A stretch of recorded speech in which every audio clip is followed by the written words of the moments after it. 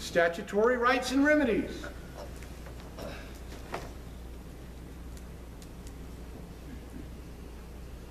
They change the law by changing the words. If I can corrupt your language, I can corrupt you. If I can tell you that black means white and get you to believe it, I have just completely demolished your frame of reference. The reason that we have gone through so many, what are we up to, blacks? What are we up to now? Blacks 8th? Okay, we're up to blacks 8th. Oh, it goes on. Well, let me read some more. These major developments have occasioned the need not only to rely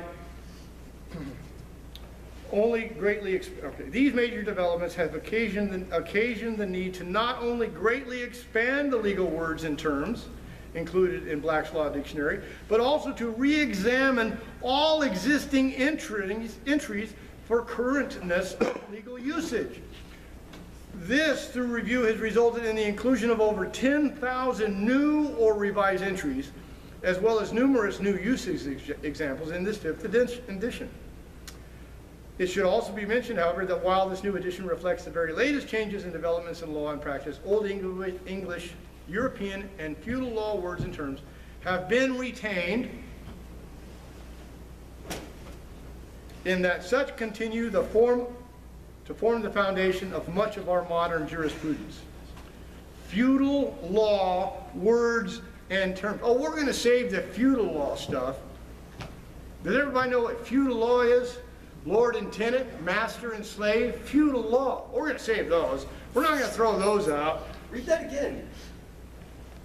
It should be mentioned, however, that while the new edition reflects the very latest changes and developments in law and practice, Old English, European, and feudal law words and terms have been retained in that such continue to form the foundation of much of our modern jurisprudence. A considerable effort has been made in this 5th edition to provide more than basic definitions of legal words and terms in those instances where traditional legal concepts and doctrines have over the years been superseded. Who's superseding them? Who's writing that stuff up? Good question. Modified or supplemented by court decisions or legislation. Such developments and changes are fully reflected. Additionally, because so many areas of law and practice are now governed by uniform or model acts and rules, such as major sources of law as the Uniform Commercial Code, restatements of the law, and federal rules. Similarly, the growth and importance of federal legislation and agencies with their impact on matters that were traditionally state or local in nature is evidenced with a considerable number of new entries covering federal acts, agencies, departments, and officials. Likewise, the ever-expanding importance of financial terminology. Folks, they have commandeered our language, and it began in public school. They're teaching us concepts and principles using words and language that have been revised and modified from what the founding fathers learned and taught. That's why when we read the Constitution, it seems so foreign. Some people read the Constitution and they see it through the eyes of an old antiquated parchment, literally. Even George Bush says that he's just a GD piece of paper. So they don't think in terms of the substance of the foundational principles. They think more in terms of, well, the law says this because the legislature or the courts said it was so. So we have evolved our system of law into what it is because the lawyers and the courts and the legislatures have redefined the words and terms. So it's really critical to have a dictionary, and I have a lot more dictionaries at home. I collect these things. I can look up a word in 1891, but in order to really know what the founding fathers had in mind, I like to go to Webster's 1856. Dictionary, American Dictionary of the English Language. Because a principle concept in law, a principle, fundamental principle, is all law has to be read and implemented relative to the intention of the one who wrote it. The only way to read the laws is through the eyes of those who wrote it. The only way to read the Constitution is to go back and understand the words and terms at that day and time in order to understand how the Constitution worked. You can't look at the Constitution through 2013 eyes and expect to understand all of the principles. You can't read the Declaration of Independence from the point of view of 2013. You have to read it from the point of view of 1876. So, having said that, all right. Is there any law that says it has to be viewed by the original intent? Absolutely, absolutely. Rather than the It's interpretation? It's a fundamental, that's a given. If you start going down the road of legal research, you're going to come, that's an absolute. I don't have the site to show you, but that can be verified easily. Okay, so, introduction. Congress comes in and they sit in session and they start writing laws. They're called statutes at large. They get codified into the United States Code. There are 50 titles in the United States Code. Each 50 title covers a different area of the United States power. The Code of Federal Regulations are regulations that are written by all the administrative agencies of the government. I don't have my computer up to show you. It was on that one. Department of the Treasury, Department of the Interior, the Department of the Agriculture. There are about 51 titles in the Code of Federal Regulations. There's 50 titles in the United States Code. There's 51 in the Code of Federal Regulations. Every day that you wake up, one of the administrative agencies, EPA, Department of Homeland Security, name them, they're writing regulations every day. And every day they publish these regulations into what is known as the Federal Register. The Federal Register is updated daily. You can go online and watch it every day. You can click today. You can see all the new regulations that were passed in the Federal Register. They consider this notice. Notice is a requirement of due process. If they don't notify you of the law, you don't know what it is. So because due process, which is a constitutional requirement, requires notice of the law, they publish all the regulations in the Federal Register, and after that they get codified into the Code of Federal Regulations. That's where they live. The Code of Federal Regulation is the books or the regulations that govern the administrative agencies so that they're all enforcing the law the same way. The point of a regulation is to make the enforcement of the law uniform. That's what a regulation is. One more time. A law, a statute, is passed by Congress. An agency like the IRS or the Forest Service or the BLM or whoever has the obligation of enforcing the law. In order to streamline the enforcement of law to make sure it's enforced the same way in New York as it is in California, they publish the Department of USDA, Department of Agriculture Secretary passes regulations on how we're going to enforce this law. The regulations are then enforced by the regulatory agency. It's no different in the state. The state of Colorado General Assembly comes together, they write the statutes. Colorado Revised Statutes. The statutes are the law of Colorado. Title 18 is the criminal code. Title 13 is the rules of civil court. If you want to know how the courts work, there's a whole title of law, and it's not very big. Linda was going to bring me some books. But these books here, think of it like this. Government's greatest strength is its structure and organization. And it is simultaneously its greatest weakness as well. It can't think outside the structure. It can't operate outside the structure. If there's not a law telling government it can do something, it can't do it. The government is a creature of law. It is a robot. It is an automaton. And the people operating the machinery of government are bound by rules and regulations and laws. No different than we are. We can break those laws, they can't. If they break the law, they lose their job. If we break the law, we get to go to court and challenge the validity of the law. If they break the law, they're liable in their personal capacity, and they could lose money or they could lose their job. They have to obey the law. So like I said, it's simultaneously their greatest strength and their most fundamental weakness as well, because they can't think outside the box. We can't. Yes, sir? Dave, just on that note, since we're putting so much effort towards our local sheriffs, and they're bound by that same thing you just said right there. Yes. I mean, You got to empathize with what they're dealing with. yeah. You know, I have a lot of compassion and empathy on these sheriffs because they are being squeezed by the unconstitutional acts. This is why their remedy was to sue, because it was too uncomfortable for them to not violate a law, because then because they were bound by oath to enforce the law, they're putting a catch-22. And so these agents, remember the scene in The Wizard of Oz?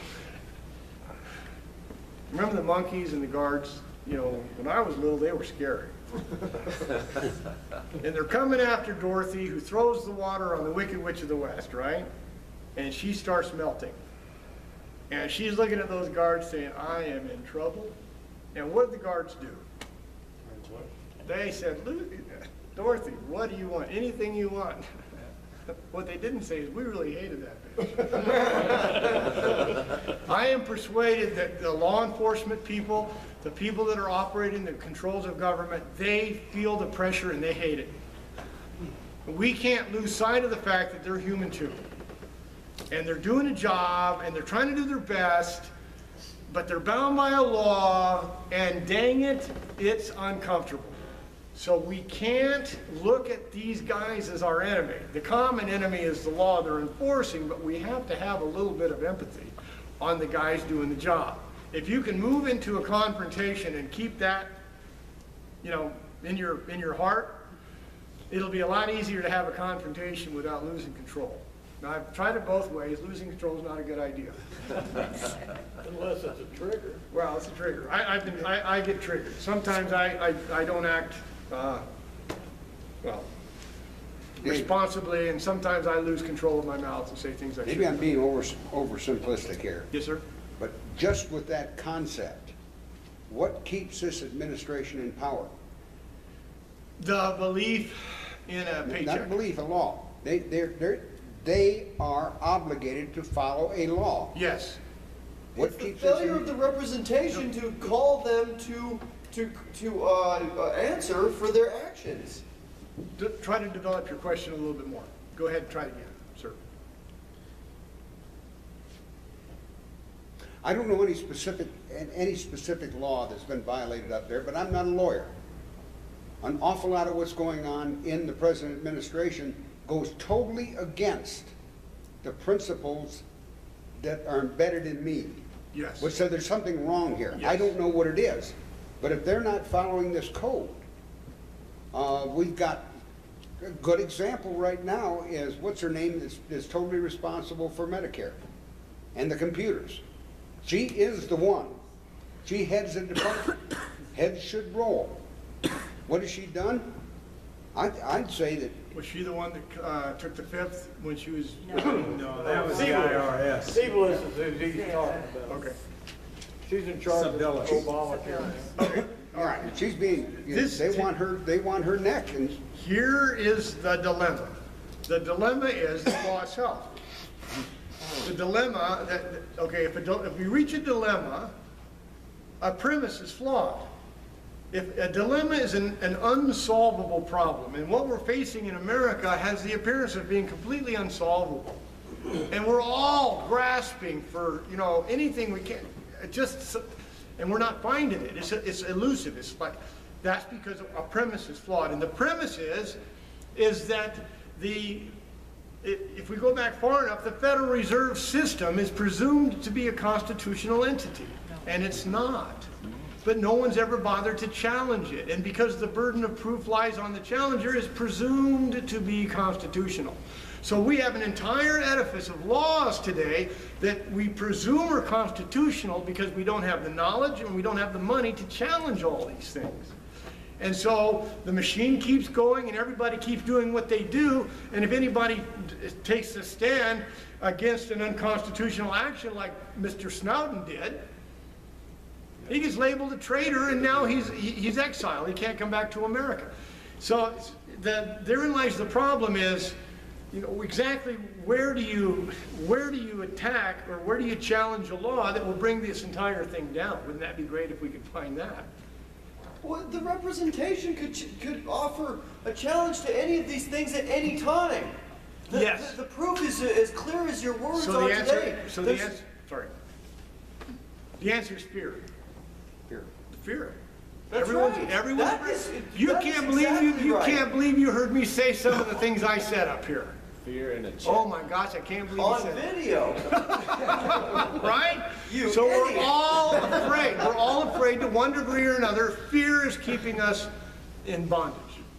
It's our own fear. And so it begins individually, it's an individual fear, and then it moves into the collective, and we're being herded, and they know that we're afraid, and they're afraid, and everybody's afraid, and we have a nation founded in fear, and we're being played. And they're using the fear to keep us in bondage. And this is the way of nations through history. And there's only one thing that can conquer fear, and that's love. But how do you bring love into a conversation of politics? And here's how I do it. It's called integrity. Okay. It's called honor. It's called getting down to the truth. It's called being not afraid to ask the question of the representatives that represent us. It's about calling the banks into account. Come on, representatives. You're all playing a game up there with our lives. As a matter of fact, it's gotten down to the point where the Department of Revenue exists basically to pilfer and plunder the people. So the biggest problem is our fear. We're afraid to stand up and say what needs to be done and do what needs to be done. And yes, if I was a sheriff, I'd break an unconstitutional law like Richard Mack did. No, I'm not obeying that law. Then he turns around and sues, takes it up to the Supreme Court, who agreed with him. It was an issue of the Brady Bill. He was told that he had to go out and enforce the Brady Bill, but they weren't going to give him any money to do it. He says, I'm not enforcing that mandate in my county. And so he sued. You know, he refused, but he was so afraid because, you know, they were, you know, going to come after him that he went ahead and filed a lawsuit first and challenged whether the state of Arizona at the time, where he was a sovereign state, and whether the sheriff was obligated to enforce federal law in the state of Arizona, in that county, and the Supreme Court said, no, Sheriff Mack, you're right. So this is an extremely rare individual to find the courage to stand. Yes, sir? David, do you believe that there is actual honor and integrity within the system, or do you believe that that decision was handed down based on political expedience? You mean Richard Mack? Well, all these decisions, some of them appear to give credibility to the court system. Others, such as the Obamacare decision, appear to deny any credibility whatsoever. So is there credibility within the system? Is there honor within the system and the individual members within the system, especially at the Supreme Court level, or are all these decisions handed down based on political realities at the time and them attempting to deal with those political realities? Yes to both. Yes. You know, okay, I got to rely on Scripture here, because I believe that Jesus actually had some remedy. I believe he was a political figure. I don't believe he was a religious figure. I think that the gospel accounts are distorted in that they take him out of the realm of politics. He died because he was charged with insurrection. When he was handed over to Pilate, he said, you know, those that handed me over to you are guilty of a greater sin. Does anybody know what the greater sin than what Pilate did was? Treason. It was treason. They handed over their king. The one that was, And they all knew he was the king, but they were afraid that Rome was going to come and take away their nation in place if they acknowledged that this was their king. So they handed him over to be killed, and it was a very political thing, and the early church was political.